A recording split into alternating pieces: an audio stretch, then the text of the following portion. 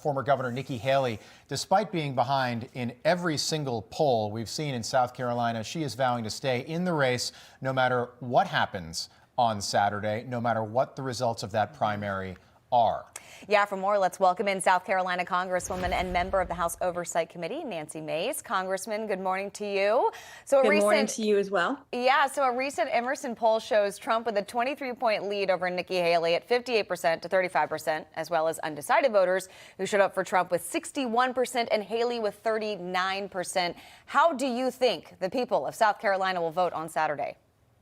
Well, I saw the president last week, and I told him the enthusiasm that I'm seeing across the state of South Carolina is greater than it's ever been. It's greater than I've ever seen it on the ground, and he's going to crush it on Saturday. And I believe he's going to win by more than 25 points. And as you mentioned, undecideds are breaking his way in a very big way. Independents are voting for Donald Trump. They see him as strong. They see him as a patriot. They see him for what he can do for national security here and abroad.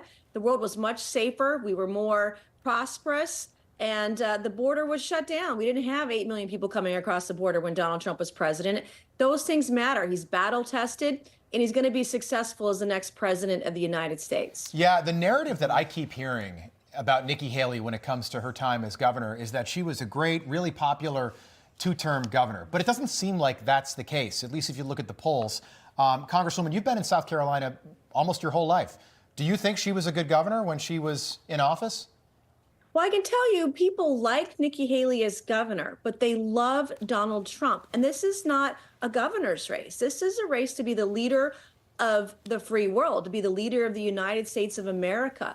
And Donald Trump, quite frankly, is running away with it. He's been tested over and over again. His resolve cannot be struck down. And he loves the people. He loves our military. He wants to secure the border. He had all these great policies on immigration and border security. That's what people care about.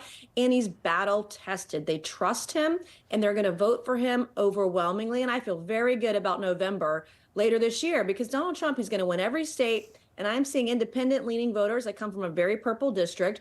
Independent-leaning voters are largely, the vast majority of them are breaking for Trump.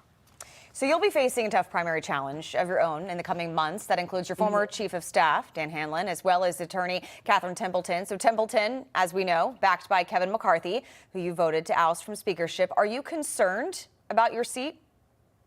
Well, I take every race seriously, and Kevin McCarthy, loser and disgraced former Speaker Kevin McCarthy, has handpicked a puppet to run against me in the Republican primary. You can go to puppetcatherine.com and read all about how she's Jeb Bush in high heels, how she takes orders and money from Kevin McCarthy. Kevin McCarthy, although he's not the speaker anymore, he still wants to control Washington.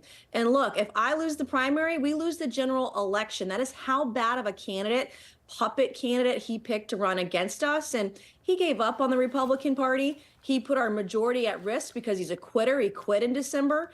And our nation's future is at risk. And you can't trust this guy.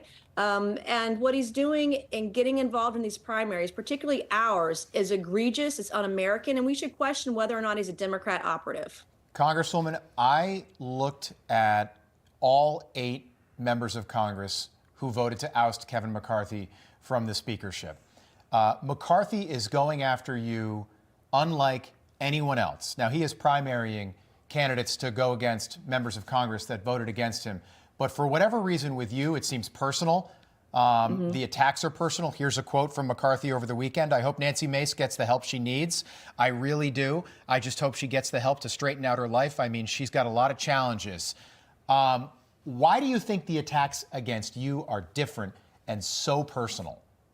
Well, certainly I'm the only woman in the mix. Maybe he's got a problem with women, but I also don't take orders from Kevin McCarthy. I never have. I told him coming into Congress that we weren't going to agree on every issue, but I would at least be honest with him. And it is personal. It is ugly. It is sexist. And you know what, Kevin McCarthy, I do need help. I need help to raise money to fight back against you and the corrupt Washington establishment. You can go to nancymace.org. You can pitch in $1, $5, $10 at nancymace.org so we can fight back against Kevin McCarthy and his handpicked puppet.